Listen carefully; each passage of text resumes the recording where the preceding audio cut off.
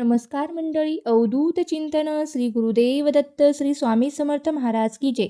आज किंक्रांत किंवा कर दिन 15 जानेवारी 2026 वार गुरुवार या दिवशी किंक्रांत हा सण आलेला आहे. किंक्रांत हा सण मकर संक्रांतीच्या दुसऱ्या दिवशी येतो. बघा, किंक्रांतीला कोणत्या चुका करायच्या नाहीत किंवा कोणती कामं करायची नाहीत. किंक्रांतीला धार्मिक मान्यतेनुसार काय करावे आणि काय करू नये यासाठी तुम्हाला हा पूर्ण व्हिडिओ बघायचा आहे. त्यामुळे तुम्हाला संपूर्ण माहिती मिळून जाईल. पौराणिक कथेनुसार या दिवशी संक्रांती देवीने किंकासूर नावाच्या राक्षसाला ठार केले होते. तो प्रजेला खूप त्रास देत होता. अशी ही मकर संक्रांतीची कर असते. शास्त्रानुसार या दिवशी कोणतेही शुभ कार्य करण्यास वर्ज्य मानले जाते आणि म्हणून या दिवशी कोणतेही शुभ कार्य केले जात नाही. आता किंक्रांत हा सण वेगवेगळ्या भागात वेगवेगळ्या पद्धतीने साजरा केला जातो. गव्हाच्या पिठाचे किंवा बेसनाच्या पिठाचे धिरडे बनवले जातात आणि यासोबतच गुळाची गुळवणी सुद्धा तयार केले जातात बघा किंवा बनवले जातात. याचा नैवेद्य म्हणून सुद्धा आपण देवीला दाखवला जातो आणि घरामध्ये सुद्धा हा खाल्ला जातो. आता तुमच्या भागात ज्या पद्धतीने हा सण साजरा करत असतो तुम्ही त्या पद्धतीने तुम्ही हा किंक्रांत हा सण साजरा करू शकता. हा दिवस खरं तर अशुभ मानला जातो.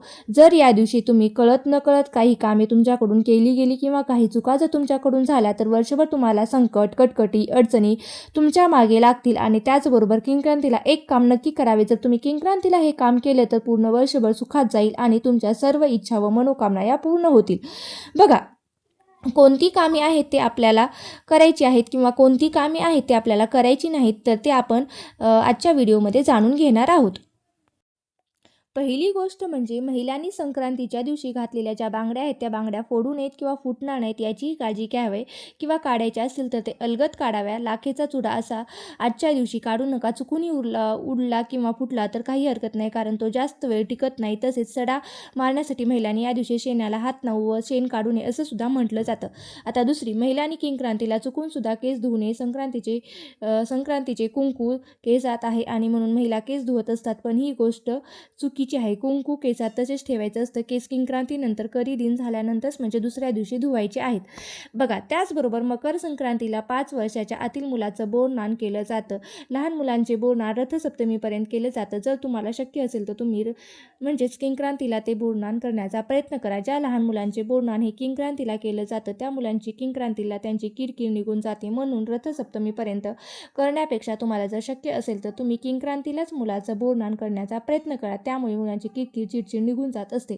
त्यासोबतच मुलं सतत आजारी पडत असतील, मुलांना सतत नजर दोष लागत असेल तर ह्या अडचणीसुद्धा दूर होतात. म्हणून या दिवशी मुलांसाठी काही उपायसुद्धा केले जातात. त्याचमध्ये बोरनान हा एक किंक्रांतीचा उपाय आहे बघा. असं म्हटलं गेलं आहे किंक्रांतीला बोरनान करणं शक्य झालं नाही तर तुम्ही रथसप्तमीपर्यंत कधीही करू शकतात, परंतु किंक्रांतीला करणं अतिशय लाभदायक मानलं जातं. म्हणून आवर्जून तुम्ही किंक्रांतीला बोरनान करण्याचा प्रयत्न करा बघा. किंक्रांतीला घरामध्ये चुकूनही वादविवाद, क्लेश, भांडण करू नये. तसेच छोट्या मोठ्या गोष्टीमध्ये घरामध्ये भांडण होतात आणि परंतु किंक्रांतीच्या दिवशी चुकूनही छोटे मोठे वाद घालू नका. त्याचबरोबर शेजारी असू देत किंवा इतर कोणी वेडे वाकडे बोलू नका आणि वादविवाद निर्माण करू नका. चुकूनही जर आपण वादविवाद केले तर त्याचे अनेक वाईट परिणाम हे आपल्याला भोगावे लागतात. आता म्हणूनच तुम्ही घरातील थोड्या मोठ्यांच्या व्यक्तीकडून ऐकलं असेल की आज कर आहे आणि करीची किरकिर तुम्हाला घरामध्ये करू नका, नाहीतर वर्षभर घरामध्ये किरकिर होईल. ही सर्वात महत्त्वाची गोष्ट तुम्ही लक्षात ठेवा. आता किंक्रांतीचा एक दिवस सोडून तुम्ही वाण आणि दान देऊ शकतात. मात्र त्यानंतर रथसप्तमीपर्यंत तुम्ही हळदी कुंकू करू शकतात, परंतु किंक्रांतीला मात्र दान देखील हे करू नये. तसेच किंक्रांतीला कोणतेही शुभ कार्य केले जात नाहीत. शुभ कार्य म्हणजे काय तर बघा, किंक्रांतीला हळदी कुंकू करू नये. किंक्रांती झाल्यानंतर हळदी कुंकू करावे, म्हणजेच किंक्रांतीला हळदी कुंकू करू नये. त्याचबरोबर गृहप्रवेश असेल, कलशपूषण असेल किंवा एखादे घर कामासाठी घरासाठी एखादी खरेदी करणारी वस्तू असेल, यासारख्या शुभ कोणत्याही गोष्टी करायच्या नाहीत. तसेच किंक्रांतीच्या दिवशी म्हणजे करी दिनाच्या दिवशी आपल्याला अजिबात करायच्या नाहीत. किंक्रांतीला कोणाच्याही घरचं अन्न ग्रहण करू नये, ज्याला आपण परान्न असं सुद्धा म्हटलं जातं. मांसाहार देखील करू नये. तसेच मद्यपान सुद्धा करू नये. तसेच तिळगुळ वाटू नयेत. केस कापणे नाहीत. सूर्योदयानंतर केस विंचरणे टाळावे. या दिवशी शेणात हातही घालू नये. घरामध्ये शांतताने संयम ठेवावा, नाही तर वर्षभर कटकटी होतात आणि त्यामुळे हा दिवस तुम्हाला अतिशय चांगल्या पद्धतीने घालवायचा आहे. आपल्या तोंडावर हा संयम ठेवायचा आहे. बघा नंतर किंक्रांतीला दिवस हा लांबचा प्रवास हा अजिबात करायचा नाही. म्हणजे किंक्रांतीच्या दिवशी हा प्रवास लांबचा टाळायचा आहे. आपल्याला एखाद्या व्यवसायाची सुरुवात करायची असेल तर तीसुद्धा तुम्हाला या दिवशी करायची नाही. जागेचं भूमिपूजन, एखाद्या गोष्टीचं उद्घाटन असेल म्हणजेच दुकानाची व्यवसायाची सुरुवात करणं या दिवशी तुम्हाला आवर्जून टाळायचं आहे. म्हणजेच आपल्याला सत्यनारायणसुद्धा या दिवशी करायचा नाही आहे. तसेच लहान मुलांच्या जवळ असलेला मुंजविधी असेल, नामकरण असेल, हा सुद्धा विधी करायचा नाही. गरोदर बायकांचा डोहाळ जेवण असेल, ओटी भरण असेल, हळद कुंकू असेल, यासुद्धा गोष्टी आपल्याला अजिबात करायच्या नाहीत. मकर संक्रांतीच्या दिवशी सुगड पूजा उचलावी ते वाण म्हणून देऊ शकतात. पण मकर संक्रांतीची सुगड पूजा तुम्ही उचलली नसेल तर संक्रांतीला त्यातला जो ओसा आहे तो किंक्रांत झाल्यावर सवासणीला किंवा गाईला किंवा तुळशीला तसेच आपल्या कुलदेवीला द्यावा. पण किंक्रांत हा दिवस त्यासाठी वर्ज्य मानला गेलेला नाही आणि किंक्रांतीला संक्रांतीचे सुगड देखील पाहत नाहीत. त्यामुळे संक्रांतीच्या दिवशी तुम्ही ती पूजा काढून घेतलेली नसेल तर ती तशीच तुम्ही एखाद्या नवीन ब्लाऊज पिसाने झाकून ठेवा आणि त्यानंतर तुम्ही दुसऱ्या दिवशी तुम्ही किंक्रांत झाल्यानंतर ती उचलली तरीही चालेल. मकर संक्रांतीला या करीच्या दिवशी म्हणजेच किंक्रांतीला आपल्या महाराष्ट्रामधल्या काही भागात अशी पद्धत आहे की भोगीच्या दिवशी जी बाजरीची भाकरी बनवते त्यातील थोडी भाकरी मुद्दाम ठेवतात आणि ही भाकरी मातीच्या सुगड्यामध्ये झाकून ठेवली जाते आणि ही शिळी भाकरी किंक्रांतीच्या दिवशी खाण्याची पद्धत आहे. ज्याकडे ही पद्धत असेल त्याने ही भोगीची भाकरी आवर्जून खावा आणि ज्यांच्याकडे ही पद्धत नाही त्याने गव्हाची किंवा बेसनाची धिरडी किंवा गुळवणी यासारखे पदार्थ करूनही खाऊ शकतात. त्याला संक्रांतीचे कर उलटणे असं सुद्धा म्हटले जातं. बघा आता किंक्रांती या दिवशी काय करावे तर या दिवशी आपल्याला दररोजची देवपूजा करता येईल. तसेच नित्यनेमाप्रमाणे आपण आपल्या देवाची पूजा, तुळशीची पूजा करायला काहीही बंधन नाही, म्हणजे काही हरकत नाही. आपण हे करू शकतात. यामध्ये आपल्याला कुलदेवीचे नाम जप करायचा आहे, कुलाचे स्वामी यांचा नाम करायचा आहे, तसेच गुरूंचा देखील नाम जप करायचा आहे. गीतेतील तुम्ही जे काही नित्यसेवा करत असाल ते सर्व तुम्ही नित्यसेवा करू शकतात किंवा स्वामी समर्थ महाराजांची जी काही नित्यसेवा आहे ती तुम्ही करू शकता. त्याला काहीही बंधन नाही. बघा आता आपल्या मनामध्ये जर भीतीने घर केलं असेल तर ही भीती दूर करण्यासाठी आपल्याला एक मंत्र म्हणायचा आहे. तो कोणता मंत्र आहे? ओम नमो भगवते वासुदेवाय मंत्र, वासुदेवाय नमः या मंत्राचा जप आपल्याला करायचा आहे. बघा तसेच विशेष करून आपल्याला या दिवशी संध्याकाळी एक उपाय करायचा आहे. अतिशय खात्रीशीर हा उपाय आहे आणि खूप लाभदायक सुद्धा आहे.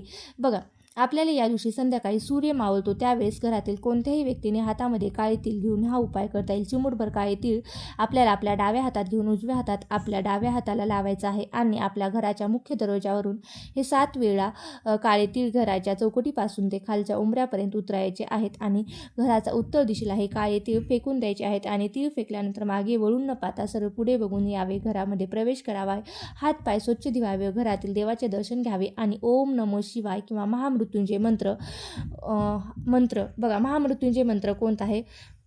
ओम नमः शिवाय म्हणू शकतात किंवा महामृत्युंजय मंत्र आहे ओम त्र्यंबकम यजामहे सुगंधीन पुष्टिवर्धनम पूर्वारुक्मीय बंधनाय मृत्यू मोक्षी यमामृता हा मंत्र महामृत्युंजय मंत्र सुद्धा तुम्ही म्हणू शकतात. बघा आता काळे तीळ नसतील तर खडे मीठ घेऊन तुम्ही हा उपाय सुद्धा करू शकतात. याने सर्व प्रकारच्या वाईट बाधा, नजरबाधा या उपायाने निघून जातात. बघा कर म्हणजे काय तर वर्षभरामध्ये 12 महिने असतात. 12 महिन्यामध्ये 12 संक्रांती होतात. राशीसुद्धा 12 आहेत. त्यापैकी मकर व कर्क हे संक्रमणे महत्त्वाची मानली जातात. कारण पौषमधील मकर संक्रमण हे उत्तरायणाचा व आषाढमधील कर्क संक्रमण दक्षिणायाचा आरंभ करतात. जेव्हा कर्क राशींची संक्रांत येते त्या दिवशी संक्रांतीनंतरचा दुसरा दिवस सुद्धा आपण करी दिन म्हणून साजरा केला जातो किंवा किंक्रांत म्हणून साजरा केला जातो. अशा पद्धतीने वर्षभरात एकूण 7 तिथी आहेत की ते आपल्याला कर दिन म्हणून पाळायचे असतात. आता जेव्हा सर्व करींचे नियम सारखेच आहेत किंवा जेव्हा ही कर दिन येईल तेव्हा आपल्याला काही काम जे आहे ते आपल्याला वर्ज्य करायचे आहेत. जर तुम्हाला हा माहितीपूर्ण व्हिडिओ आवडला असेल तर नक्की माझ्या व्हिडिओला एक लाईक करा आणि चॅनलवरती नवीन असाल तर चॅनलला सबस्क्राईब करायला विसरू नका आणि व्हिडिओ शेवटपर्यंत पाहिल्याबद्दल मी अगदी तुमची मनापासून खूप खूप आभारी आहे. धन्यवाद. श्री स्वामी समर्थ. जय जय स्वामी समर्थ.